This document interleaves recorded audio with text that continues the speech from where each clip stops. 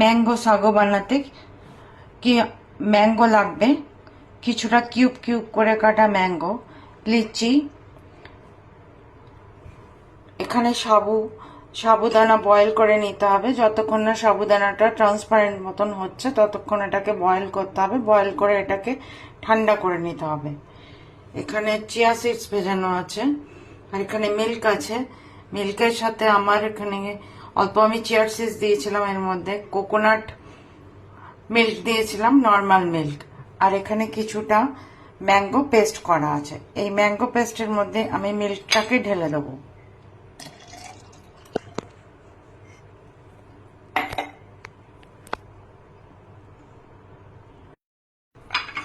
এবার আমি একটা বোল নিয়ে নিয়েছি, তার মধ্যে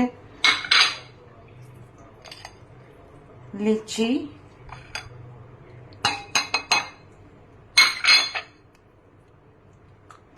ম্যাঙ্গো, চিয়া সিডস আর সাবুদানা,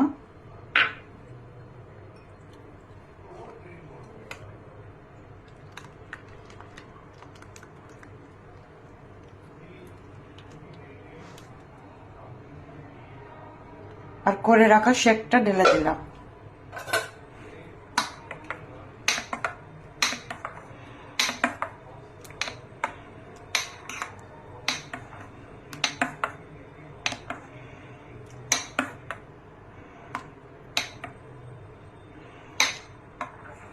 এটা একবার বানিয়ে ঘরে করে খেয়ে দেখবেন, খুব ভালো লাগে।